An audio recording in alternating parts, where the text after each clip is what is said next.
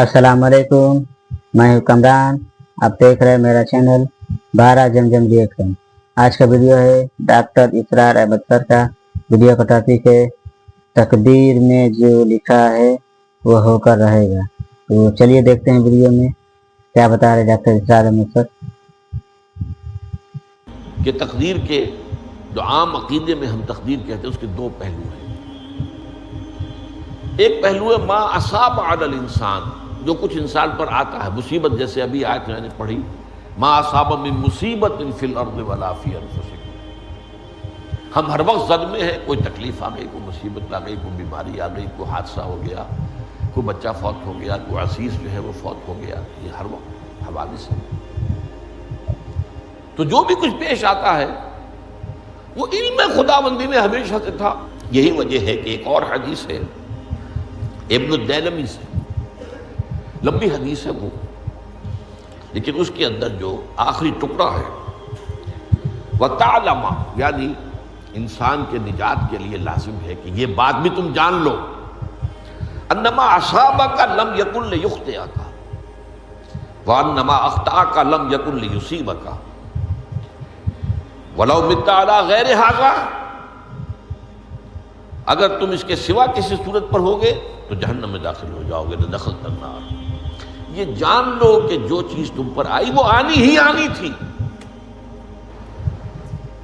دیکھیے ہوتا کیا ہے، کاش کہ میں اگر یوں کر لیتا تو یہ نہ ہوتا۔ بس یہی ایمان بالقدر کے منافی ہے۔ جو ہوا ہے وہ اللہ تعالیٰ کے ہاں تو پہلے سے طے تھا، ہونا ہی تھا۔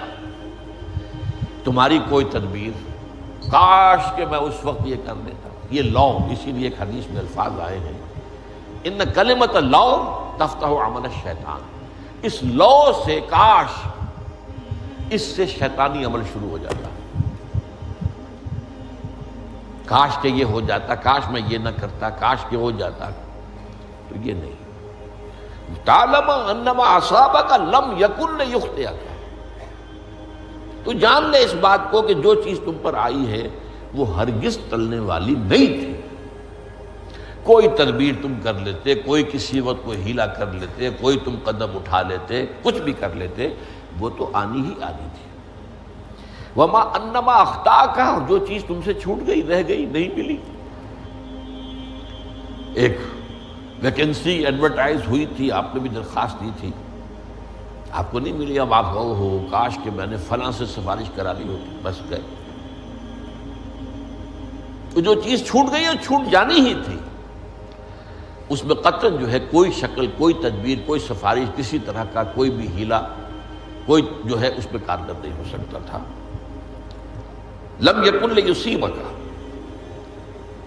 وَمِتَّ عَلَىٰ غَيْرِ ذَلِكَ، اگر تو اس کے سوا کسی کیفیت پر تیری موت واقع ہوئی، اگر یہ یقین نہیں ہے، یہ ہے تقدیر کا وہ مفہوم کہ جس کا تعلق ہے علامہ اصاب الانسان، جو انسان کے اوپر وارد ہو رہا ہے، اس کے ضمن میں تقدیر کا مفہوم کیا ہے، کہ جو ہوا ہے وہ تو ہونا ہی تھا، اس میں تو کسی شک و شبے کی گنجائش نہیں، بالکل قطع اللہ تعالیٰ کا فیصلہ ہے۔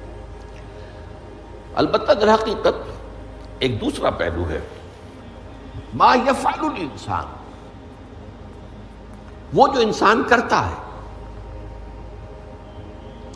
یہاں آ کر یہ تقدیر کا مسئلہ بہت ٹیڑھا ہو جاتا ہے۔ آیا میرے اندر کوئی اختیار بھی ہے کہ نہیں؟ Do I have any free choice؟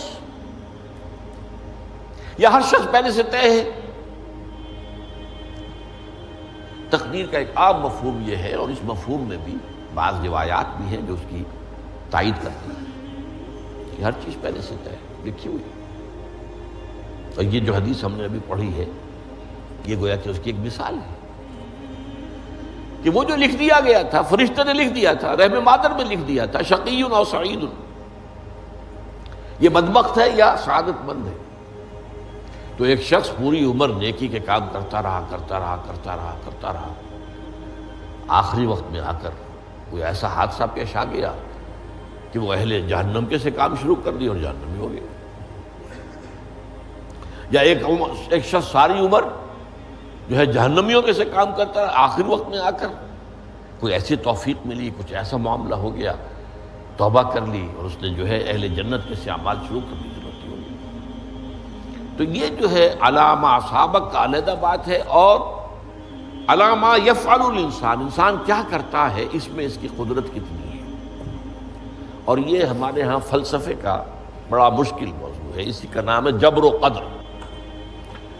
ہمارے اسلاف میں بھی کچھ لوگ ایسے ہیں متکلمین میں سے، دیکھیے ہمارے ہاں ایک وہ لوگ ہیں کہ جو اس پر قناعت کرتے ہیں کہ جو اللہ نے کہہ دیا اور رسول نے کہہ دیا، اس سے آگے ہم مین میخ نہیں نکالیں گے، وہ محفوظ راستے پر ہوں گے۔ لیکن بہرحال انسان کو اللہ نے ایک عقل بھی دی ہے، اور یہ عقل سوالات اٹھاتی ہے، اور جو زیادہ ذہین انسان ہوتے ہیں ان کے اندر ان کی یہ مصیبت زیادہ ہوتی ہے، لہٰذا وہ تو سوچتے ہیں، کچھ نہ کچھ غور و فکر کرتے ہیں، بات سمجھنے کی کوشش کرتے ہیں۔ اس میں اب ہمارے ہاں دو طبقے ہو گئے، جبریہ، قدریہ۔ ایک نقطہ نظر یہ ہے کہ انسان مجبور محض، کوئی اختیار نہیں، اور ایک یہ ہے کہ انسان قادر مطلق ہے، جو چاہتا ہے اپنے فیصلے میں مختار مطلق ہے، وہ فیصلہ کرتا ہے۔ انہیں قدریہ کہتے ہیں۔ تو جبریہ اور قدریہ ان کی بحثیں ہمارے یہاں، یہ وہی تقدیر کا مسئلہ جو میں نے کہا تھا، بحثوں میں آ کر الجھ جائے، آج تک حل نہیں ہوا، حل ہو سکتا ہی نہیں۔ اب اس کے ضمن میں علامہ اقبال کا ایک شعر آپ کو سناتا ہوں، وہ بہت اچھا لگتا ہے، بہت خوبصورت لگتا ہے شعر ہونے کے اعتبار سے۔ تقدیر کے پابند جمادات و نباتات، مومن صرف اللہ کے احکام کا پابند۔ اس میں انسان سے پابندی کی نفی کر دی گئی ہے، وہ صرف پابند ہے اللہ کے احکام کا۔ نتیجے کے اعتبار سے تو جو یہ شعر کہہ رہا ہے، جو بات وہ صحیح ہے، پابندی اصل جو ہے وہ اللہ کے احکام کی، لیکن یہ کہ تقدیر کی پابندی سے انسان بھی پوری طرح آزاد نہیں ہے۔ یہ سمجھ لینا کہ یہ جمادات و نباتات ہی کا معاملہ، یہ غلط ہے، یہ مبالغہ ہے۔ ظاہر بات ہے کہ شاعر جو ہے، شاعر مبالغے سے بچ نہیں سکتا، چاہے وہ علامہ اقبالی ہو، کوئی بھی ہو۔ تو اسی لیے سورہ شعراء کے اندر جو عام شعراء کی جو صفات بیان ہوئی ہیں وہ آپ کے ذہن میں آ گئی ہوگی۔ مبالغہ کرتے ہیں، فی کل واد یہیمون انہم یقولون ما لا یفعلون، وہ کہتے بھی وہ کچھ ہے جو کرتے نہیں ہیں، اور یہ بات تو علامہ اقبال پر بھی چشمہ ہوتی ہے۔ بہرحال یہ شعر ذرا پھر نوٹ کیجئے، تقدیر کے پابند جمادات و نباتات، مومن صرف اللہ کے احکام کا، کوئی بات صحیح نہیں ہے۔ انسان بہت سے اعتبارات سے مجبور ہے۔ سب سے پہلے جو ہے انسان کے اندر ایک تقدیر نوعی ہے، نوع انسان۔ چھوٹی سی چڑیا اڑتی پھرتی ہے، انسان نہیں اڑ سکتا۔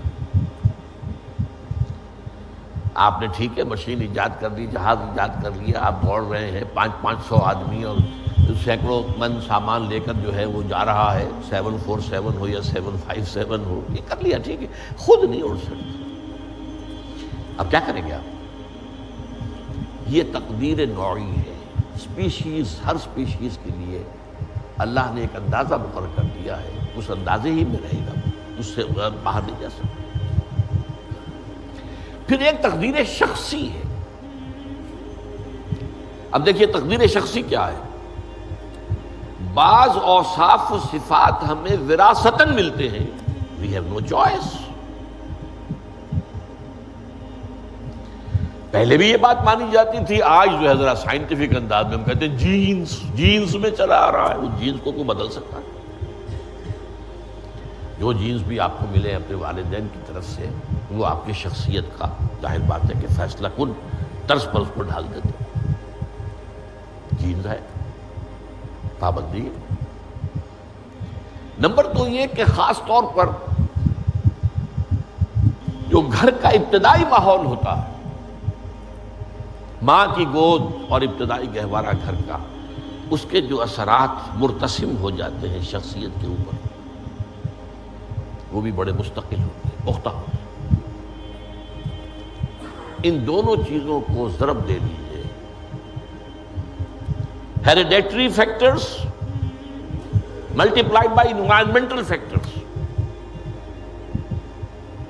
اس سے مل کر ایک شے تیار ہوتی ہے جس کو قرآن کہتا ہے شاکلہ۔ قُلْ كُلٌّ يَعْمَلُ عَلَى شَاكِلَتِهِ فَرَبُّكُمْ أَعْلَمُ بِمَنْ هُوَ أَهْدَىٰ سَبِيلًا، سورہ بنی اسرائیل۔ شاکلہ کسے کہتے ہیں؟ شاکلہ شکل دینے والی شے۔ آپ کو لوہا ڈھالنا ہے، کوئی خاص پرزہ بنانا ہے، اس کا پہلے سانچہ بناتے ہیں۔ لوہے کو پگھلا کے اس میں ڈالیں گے تو جیسا سانچہ ہوگا ویسا ہی لوہا جو ہے وہ شکل اختیار کرے، اسے شاکلہ کہتے ہیں۔ یہ شاکلہ جو ہے ہر انسان کا، اس سے باہر انسان نہیں جا سکتا۔ اس کے اندر اندر سٹرگل ہوگی، اس کے اندر اندر اس کی جد و جہد ہوگی، لیکن اس کا یہ مطلب نہیں ہے کہ اس کا کوئی فری چوائس ہے۔ فری چوائس ہے، لیکن وہ فری چوائس انہی حدود کے اندر کام کرے گا، اس سے باہر نہیں۔ اس بات کو مختلف احادیث میں حضور نے بہت خوبصورتی سے بیان کیا۔ ایک حدیث بڑی اہم ہے، بڑی اہم ہے۔ الناس کالمعادن، انسانوں کی مثال بھی معدنیات کیسی ہے۔ اب سونے کی معدنیات میں سے سونے کی جو اور ہے، اب پتہ نہیں اردو میں مجھے معلوم نہیں اور کا ترجمہ کیا کرتے ہیں عام طور پر، لیکن جانتے ہیں اور وہ کچی دھات جس سے کو صاف کر دیتے ہیں تو پھر وہ دھات جو ہے خالص شکل میں سامنے آ جاتی ہے۔ سونے کی اور سے سونا بنے گا، چاندی کی اور سے چاندی بنے گی، سونا تو نہیں بن سکتا، جتنا چاہے صاف کر لیں، وہ اور تو مستقل۔ الناس کالمعادن خیارکم فی الجاہلیت خیارکم فی الاسلام، جو تم میں جاہلیت کے دور میں، پری اسلامک دور میں جو بہترین تھے وہی اسلام میں آ کر بہترین ہوئے۔ وہ اور سونے کی تھی وہ صاف ہو گئی ہے، اور سونا جو ہے وہ نکھر کر خالص سونا بن کر آ گیا ہے، اسلام نے صاف کر دیا۔ وہ چاندی کی اور تھی، اسلام نے اس کو صاف کر دیا ہے، وہ نکھر کر چمکتا ہوا جو ہے وہ چاندی بن گئی۔ لیکن یہ کہ اذا فقہوا، البتہ پھر اس میں ایک اضافہ کیا حضور نے، جبکہ ان کے اندر دین کا فہم داخل ہو جائے، تو یہ کہ جو بہترین پہلے تھے وہی بہترین اب ہوں گے۔ اسلام لانے سے پہلے بھی بہترین ابو بکر تھے، اسلام لانے کے بعد بھی بہترین ابو بکر۔ حضور پر وحی سے پہلے بھی بہترین خاتون خدیجۃ الکبریٰ تھی، ایمان لانے کے بعد بھی بہترین خاتون خدیجۃ الکبریٰ۔ اور دوسری حدیث سنیے، عن ابی الدرداء رضی اللہ تعالی عنہ قال بینما نحن عند رسول اللہ صلی اللہ علیہ وسلم، اسی حال میں کہ ہم ایک روز ہم حضور کے پاس تھے، نتناکرون ما یکون، اور ہم ذرا سوچ رہے تھے کیا کیا کچھ پیش آنے والا ہے دنیا میں۔ اذ قال رسول اللہ صلی اللہ علیہ وسلم، جبکہ حضور نے ہم سے ایک بات کہی، بڑی غور سے سنیے، اذا سمعتم بجبل انزال عن مکانہ فصدقوہ، اگر تم یہ سنو کہ کوئی پہاڑ اپنی جگہ سے ٹل گیا تو مان لینا۔ وَإِذَا سَمِعْتُم بِرَجُلٍ تَغَيَّرَ عَنْ خَلْقِهِ فَلَا تُصَدِّقُوهُ، اور اگر تم سنو کہ کوئی شخص جو ہے وہ اپنی سرشت سے۔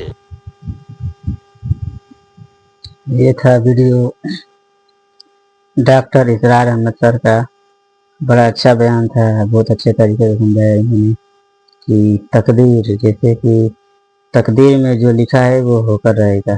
جیسے یہ بھی ہوتا ہے کہ کوئی کہیں گھومنے جا رہا ہے، جیسے مارکیٹ یا بازار جو بھی ہے، اس کا ایکسیڈنٹ ہوتا ہے یا کسی طرح سے اس پہ مصیبت آتا ہے تو وہ سوچتا ہے دل میں کہ کاش میں گھر سے نہ نکلا ہوتا تو ہم پہ یہ مصیبت نہ ہوتی۔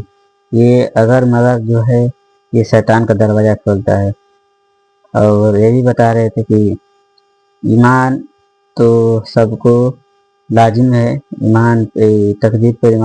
تقدیر ایک ایمان کا حصہ ہے, اس میں اگر مگر کی گنجائش نہیں ہے. تو یہ ویڈیو تھا ڈاکٹر اسرار احمد سر کا. ویڈیو بہت اچھے طریقے سے سمجھا دیا انہوں نے. اور آپ اگر میرے چینل پر نئے ہیں تو چینل کو سبسکرائب کریں, ویڈیو کو لائک کریں, اپنے دوستوں کے یہاں شیئر کریں, اور کمنٹ میں بتائیں کہ آپ کو ویڈیو کیسا لگا. تو ملتے ہیں نیکسٹ ویڈیو میں. اللہ